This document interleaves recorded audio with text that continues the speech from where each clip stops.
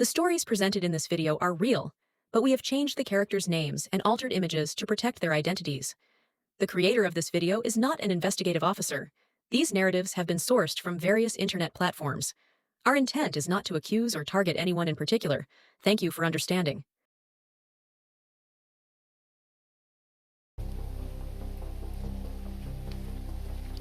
Welcome to True Crime Stories Hub.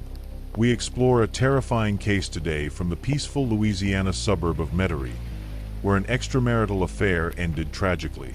In a crime that shook the entire neighborhood, a young man's life was ruthlessly cut short. This is the tale of 18-year-old Brandon Thibodeau, whose life was brutally upended by an illicit connection that got out of hand. He resided in the peaceful New Orleans suburb of Metairie. During his final year at East Jefferson High School, Brandon was a standout student and car mechanic. He worked on engines for hours and dreamed of starting his own auto repair business because he had a genuine passion for automobiles. His buddies frequently saw him fiddling with vintage cars in his driveway, his hands smeared with grease. Brandon shared a home with his grandmother, who was blind and needed his help with everyday tasks. Brandon assumed this duty with surprisingly maturity for his age. He took care of his grandmother without complaining while juggling school and a part-time job at a nearby garage. His neighbors frequently praised his generosity, pointing out that he always made time to assist those in need. For 2 years, Brandon had been seeing Lee Gerard. Lee, who was also 18, was a bright, aspirational young lady who shared Brandon's hopes for a successful future. They discussed establishing a family and getting married after graduation. Brandon would frequently save money to take Lee to upscale establishments like Café du Monde, where they would eat well and dream about their future. Everyone expected the pair to live a long and happy life together because they were inseparable. However, there was a sinister truth hidden beneath the surface. Lee's mother, Paulette Gerard, 43, who owned Beauty Buys, a multi-level marketing organization, was the object of Brandon's affair.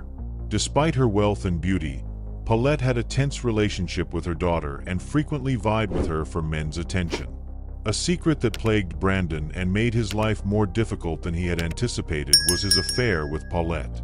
Brandon's life took a sad turn in spite of his ambitions and aspirations. His covert relationship would eventually come to a violent and horrific end, leaving his loved ones grieving over the loss of such a bright young man and the Metairie town in shock. The intense summer heat was already affecting Metairie, Louisiana, on the morning of August 12, 2021. Mabel, Brandon's grandma, realized something was off at around 8 in the morning. That morning, Mabel, who is blind and in need of Brandon's care, hadn't heard him moving about the home. She called out to him in concern, but he did not answer. Despite her impairment, she was able to telephone Mrs. Alice Dupre, a neighbor, for assistance when she sensed something was wrong. 2 homes away, Mrs. Dupre, a former nurse, hurried to Brandon's house. Since she had known Brandon since he was a little child, she couldn't fathom that anything was gravely off, but she immediately relaxed as soon as she walked inside the house. There was an odd metallic odor in the air, and the living room was oddly quiet. The house was hushed when Mrs. Dupre called for Brandon. After following the scent to Brandon's room, she opened the door to an unthinkable scene. Brandon was nearly floating in his own blood as his lifeless corpse lay on the floor. His eyes were almost gouged out, and he had been viciously stabbed several times. Beside him on the floor was the knife, still smeared with blood. Mrs. Dupre dialed 911, her hand shaking as she froze in disbelief. As she explained the situation to the operator, her normally soothing and composed voice faltered. She stumbled. "Oh, Sheriff, there's blood everywhere." Police and paramedics reached the modest one-story home on West Metairie Avenue a few minutes later. A weird feeling was heightened by the flashing lights and gathered neighbors. A macabre scene that would haunt the first responders for years greeted them as they entered. After trying to remain composed at first, Mrs. Dupre was clearly upset and was asking a neighbor for help. Unaware of the atrocity occurring mere meters away, Mabel continued to query what was going on while she remained seated in her living room chair. The peaceful neighborhood had become the scene of a vicious crime that would leave everyone in shock. On the morning of August 12, 2021, Mrs. Dupre called 911, and the Metairie Police Department arrived at Brandon Thibodeau's residence within minutes. Detective Michael Duval, a seasoned investigator with more than 20 years of experience who is renowned for his commitment and no-nonsense style, was in charge of the investigation. In the department, Duval was well-liked. Detective René Martinez, a younger officer with a keen mind and attention to detail, was beside him. The crime scene was instantly overpowering as soon as they stepped inside the residence. Blood splattered the walls and floor of what had once been a cozy chamber, transforming it into a gory scene that conveyed a tale of great violence and desperation. The iron odor filled the air, mingling with the oppressive August morning heat. Brandon's body was slouched on the ground, his eyes nearly severed and several knife wounds demonstrating the savagery of the assault. Beside him, coated in blood, was the kitchen knife, a common but deadly weapon used in the attack. As Detective Duval inspected the scene, he couldn't get rid of the knot in his stomach despite his years of experience. The intensity of the attack indicated something very personal, and Duval thought it was a crime of passion rather than merely a murder. He saw right once that this was not an act of random violence. Martinez started taking pictures of the site, making sure to capture every little detail. In order for forensic science to later piece together the sequence of events, they painstakingly gathered evidence, making sure that nothing was missed. The knife, blood patterns, and any fingerprints were all carefully recorded. The state of the remainder of the house was also noted by the investigators as they worked. In sharp contrast to the horror in the bedroom, the living room, where Mabel sat, was undisturbed. This suggested that the attack was quick and unexpected, possibly taking Brandon by surprise during his morning ritual. Outside, neighbors gathered and whispered to one another, unable to comprehend the horror that had befallen their peaceful neighborhood. Detective Duval dispatched detectives to patrol the neighborhood in the hopes that someone might have heard or seen something strange, because he understood how important it was to act fast. There was always a chance that someone had spotted something that may offer a break in the case in a community like Metairie, where everyone knew one another. Paulette Girard, Brandon's girlfriend Lee's mother, was the top suspect on Detective Duval's list. In Metairie's social circles, Paulette, 43, had always been the center of attention. She was well known for her attractive appearance and her lucrative multi-level marketing company, Beauty Buys, which marketed skincare and cosmetics. Some residents muttered that her company was a fraud, but Paulette chose to ignore the criticism since she valued the money and attention it provided. Paulette and Lee, her daughter, had a complex connection. Friends observed underlying tension between them despite their seeming closeness, which was frequently caused by Paulette's jealousy of Lee's youth and beauty. Paulette was always vying for attention, particularly from men, with her daughter. When Paulette started having an affair with her daughter's boyfriend, Brandon Thibodeau, this rivalry took a sinister turn. Only the two were aware of the tightly guarded secret, but it still had the potential to ruin lives. Paulette was obviously become dangerously obsessed with Brandon, but she rationalized the connection as a means of reclaiming her lost youth. Paulette was clearly distraught but made an effort to remain calm as she was questioned by detectives Duval and Martinez. Although her makeup was beautiful and she was dressed immaculately in a tailored pantsuit, there was a noticeable worry in her eyes. The cops started off by asking her standard questions, such as where she was the night of the murder and her relationship with Brandon. Paulette said she had been working late on her business at home by herself. When she talked about Brandon, her steady voice took on a harsh edge. Although she minimized their relationship by referring to him as my daughter's boyfriend, she did characterize him as a charming boy. But as the questioning went on, her mask started to come off. The way Paulette behaved changed significantly when Duval questioned her about the affair. Her responses became brief and terse as she became defensive. She denied the affair at first, but she broke down when the evidence was presented. Although she firmly denied any role in Brandon's murder, Tears started to fall down her cheeks as she admitted to the affair. She cried, "He was my angel. I promise that I will never do him any harm." Detective Duval was unconvinced despite her impassioned reaction. Paulette was the main suspect because of her infatuation with and fierce envy of her daughter. Lee Gerard, Brandon's girlfriend and Paulette's 18-year-old daughter, was the second suspect in the case. In June 2021, Lee, a bright and driven young woman, received her high school diploma. She was eager to attend the University of New Orleans in the fall to study business administration. Lee's mother's domineering demeanor occasionally masked her kindness, according to friends and family. After 2 years of dating, Lee and Brandon were reportedly very much in love. In their traditional Southern community, where the typical age for marriage was 18, they had even discussed getting married. After Lee graduated from high school, a notion that thrilled both families. But Lee's life had been destroyed by the news of her mother's affair with Brandon. She was devastated and furious when she learned of the treachery, but she insisted she had nothing to do with Brandon's passing. Lee was emotionally spent as the cops questioned her. She appeared much younger than she actually was, almost childlike in her anguish, dressed in jeans and a t-shirt from her high school class. She was gently questioned by detectives Duval and Martinez, who asked her to describe her relationship with Brandon and how she found out about the affair. As she talked, Lee's eyes filled with tears and her voice wavered. She explained how, only days before Brandon's passing, she had unintentionally discovered sexually explicit text messages exchanged between her mother and Brandon. She and Paulette had argued bitterly about the finding, but Lee said she had made an effort to put it behind her. She said, almost in a whisper, "I didn't want to lose Brandon because I loved him." Lee's account, however, got murkier when questioned about her movements on the night of the murder.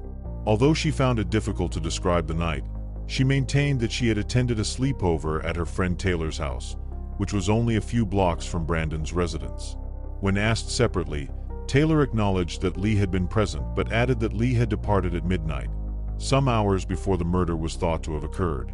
Lee's demeanor changed from grief to defensiveness as the investigators persisted.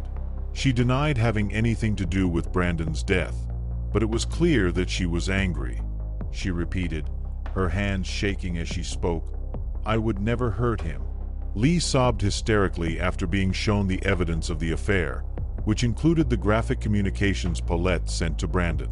She was clearly in pain, but it also made people suspicious. Was she hiding something else, or was she just grieving the loss? Throughout the interrogation, Lee insisted on her innocence despite her emotional state.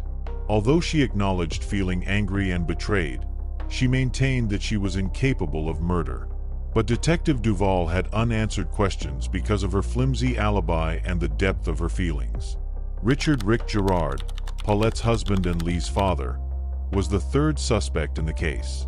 The 47-year-old Richard was a prominent lawyer in Mayberry, known for his ability to win cases and his keen legal intellect, but also for his propensity to miss work because of his hectic schedule. Appearances were important to Richard. Even if it meant ignoring the problems that were developing in his own home, he took satisfaction in upholding the ideal family image. Even though Richard was frequently in court or at the office, he was aware of Paulette and Lee's tension and sexual games of jealousy. Despite his fears that Paulette was having illicit sexual relations with other men, he decided to ignore them in the hopes that things would work themselves out. Richard showed there calmly, wearing a clean white shirt and tie, as though he was getting ready for a day in court, when the police summoned him in for interrogation. Richard was first questioned by detectives Duval and Martinez regarding his relationship with his wife and daughter. Although Richard said his marriage to Paulette was difficult, he maintained that they were close and had regular sex. Although he acknowledged that they weren't as close as he would have liked, in part because of his long work hours, he said his connection with Lee was also positive. After that, the detectives turned their attention to Brandon Thibodeau. Richard acknowledged that he liked Brandon and thought Lee would get along well with him. Richard's attitude, however, changed when he was informed about Brandon and Paulette's affair. Evidently uneasy about the subject, He tightened his jaw and avoided making eye contact. "If I had known, I would have stopped it immediately," he said, claiming he was unaware of the affair until after Brandon's passing. Richard was questioned by the cops on his whereabouts on the night of the murder. "I have been working late at my office, going over a case file for a trial that is coming up," he said. His tone was combative, but he gave the names of co-workers who could verify his alibi.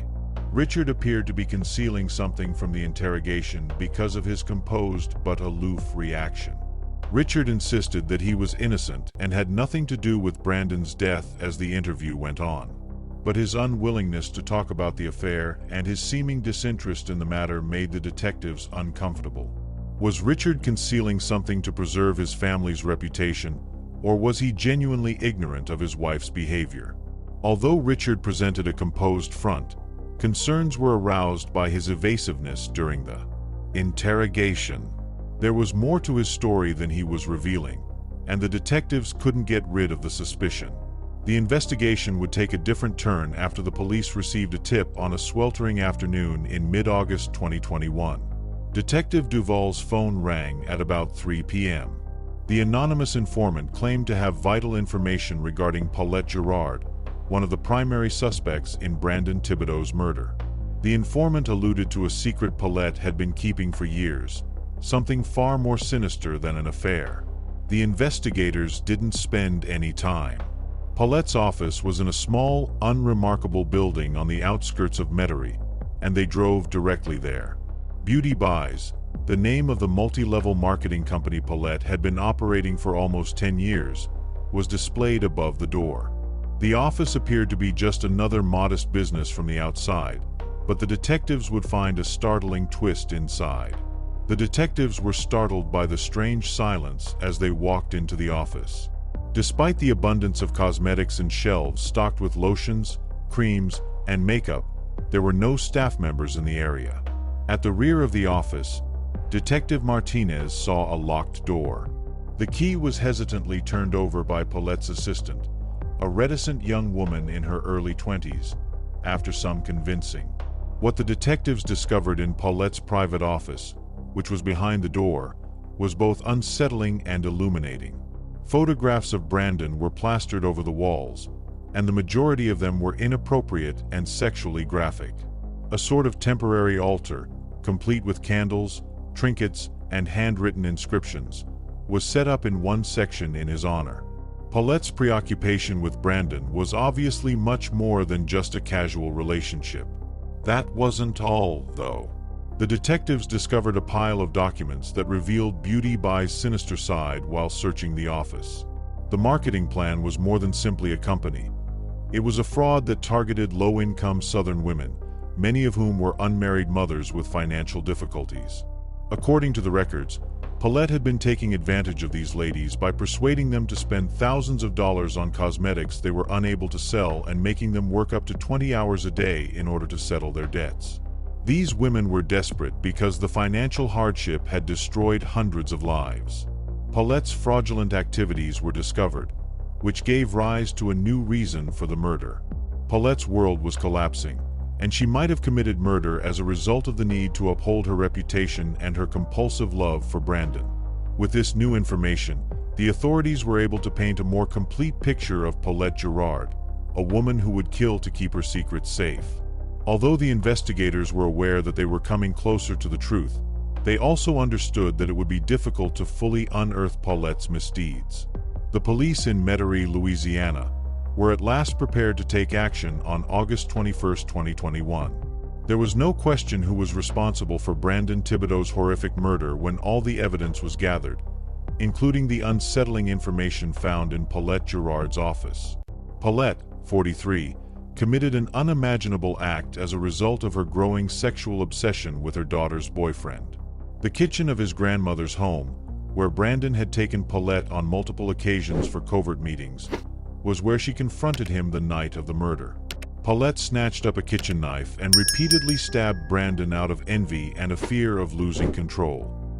He suffered severe injuries from the vicious attack, and his eyes were almost gouged out. Paulette tried to hide her identity after the murder, But the police found her right away because of her fixation with Brandon and her dishonest actions.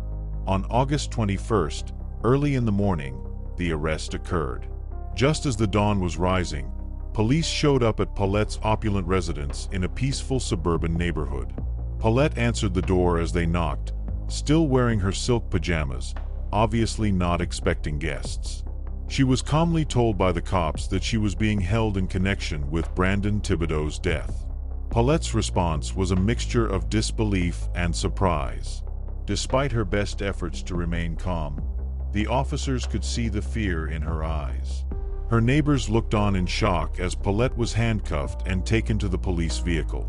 Unaware of the reality beneath Paulette's glitzy exterior, many of them had idolized her for her financial success.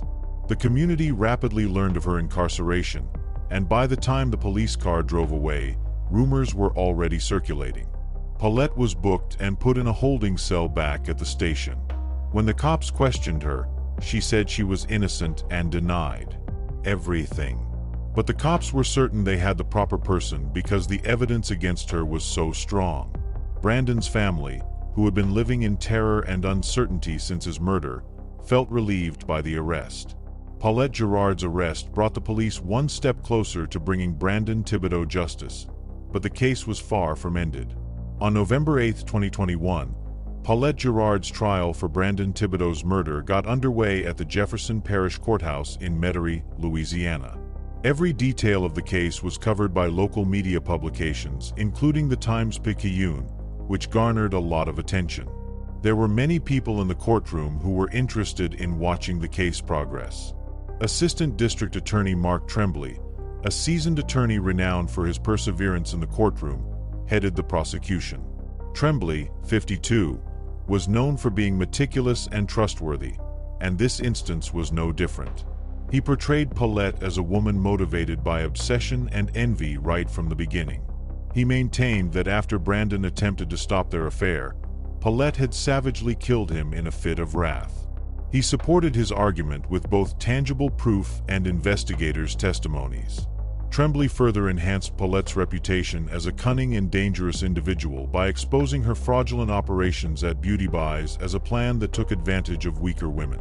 Attorney Charles Chuck Lemoyne, a savvy and accomplished lawyer with a track record of defending well-known clients, represented Paulette. The 48-year-old Lemoyne was renowned for his ability to instill doubt in jurors and his composed manner. He maintained that the evidence against Paulette was circumstantial and that the crime might have been committed by someone else, perhaps Lee Girard. Lemoyne also made an effort to humanize Paulette by presenting her as a prosperous entrepreneur and devoted mother who had been wrongfully singled out by the prosecution and media. The emotional toll on Brandon's family became apparent as the trial went on. Every session was attended by his grandmother, who had reared him, holding a faded picture of Brandon. Both his father and fiancée, Lee Girard, were clearly impacted by the events as they sat together. The lead detective's testimony, which described the horrific severity of Brandon's injuries and the evidence connecting Paulette to the crime, was particularly tense in the courtroom. After only 4 hours of discussion and 2 weeks of testimony, the jury returned with their verdict on November 22, 2021. First-degree murder was the verdict Paulette Girard received. Brandon's family cried out in relief at the judgment, but Paulette remained composed despite her face becoming white when the word guilty rang out in the courtroom. The date of sentencing was December 1, 2021. Paulette received a life sentence without the chance of release. The community had been shaken by the case, and the sentence was a harsh but appropriate conclusion. Although the verdict gave Brandon's family a feeling of justice, they will always feel the anguish of losing him. Additional inquiries into Beauty Buys' operations resulted from the trial's revelation of the company's darker side. Although the sentencing marked the end of one chapter, many community members continued to think about the tragedy and its lingering effects. Life in Metairie, Louisiana, gradually returned to normal after the trial, although the community was still shaken by Brandon Thibodeau's death. The Girard home, which had been a hive of activity, was suddenly quiet. Once acclaimed for her charm and business sense, Paulette Girard was now known as an obsessive killer whose life fell apart and a bright young man died. Richard Girard, for his part, gradually distanced himself from public life after attempting to remain calm during the trial and his wife's sentence. Even though he was still practicing law, the incidents involving his family had damaged his reputation. Rumors and murmurs about his family followed him everywhere he went, and he was troubled by the sorrow and scandal that surrounded his wife and daughter. After his life was permanently altered, Lee Girard found it difficult to move on. Her world had fallen apart when she learned of her mother's affair with Brandon and his vicious murder. Soon after the trial, Lee moved out of town to attend an out-of-state college in order to avoid the upsetting memories. She made an effort to concentrate on her schoolwork, but she couldn't help but think about the tragedy. According to friends, she lost her intelligence and ambition and became more reclusive. The general public was significantly impacted by the trial's aftermath as well. Paulette's multi-level marketing company, Beauty Buys, was closely examined. The company was eventually shut down when investigations showed how much financial and psychological devastation it had inflicted. The swindle upended the lives of many women who had invested in the company, leaving them in debt. The story turned into a warning about the perils of fraudulent companies, and local media outlets like WWL-TV kept covering the aftermath. Ultimately, the trial and its aftermath had a profound impact on all those involved. It served as a heartbreaking reminder of how swiftly lives can be destroyed and how one person's deeds may have a profound impact on a whole community. The Metairie community was severely impacted by this tragic occurrence. What started out as a sinister secret turned into a catastrophe that shocked everyone. The community as a whole was impacted by Brandon Thibodeau's murder, rather than just his close friends and family. Once a center of success and social interaction, the Girard family mansion fell into silence and desolation. Once acclaimed for her commercial acumen and charm, Paulette Girard was now known as a killer whose infatuation killed a promising young man. In the meanwhile, following inquiries, Beauty Buys was ultimately shut down. When the reality of its business practices surfaced, it was exposed as a scam that preyed on needy women, leaving them hopeless and in debt. The company's demise was widely monitored by the media and local authorities, reminding the public of the risks associated with ostensibly appealing but dishonest enterprises. Richard Girard gradually withdrew from public life after attempting to remain composed during the trial. Even though he kept practicing law, the incidents involving his wife and daughter had a lasting impact on both his personal and professional lives. He grew more and more reclusive as a result of the rumors about his family that followed him everywhere. Once full of hope and promise, Lee Girard sought separation from her past and the neighborhood where she had lived. The emotional wounds were severe, despite her best efforts to move on from the memory of Brandon's brutal death and her mother's deception. The police officers who worked on the case were likewise forever changed by the death of Brandon Thibodeau. The investigation's lead Detectives Duval and Martinez, had to deal with one of the most difficult cases of their professional lives. Even though they were able to get Brandon justice, the horrifying crime scene and the case's emotional complications would haunt them for years to come. In summary, Brandon Thibodeau's narrative and the circumstances surrounding his untimely demise acted as a warning about the perils of unbridled passion and fixation. Even though it started to recover gradually, the Metairie community will always remember the case that rocked its foundations and deeply damaged its collective memory. Are you looking for more murder mysteries from real life? Please remember to subscribe to and like our channel. Which phrase would you have used? I'll be reading if you leave a remark. We only have one life, so make the most of it.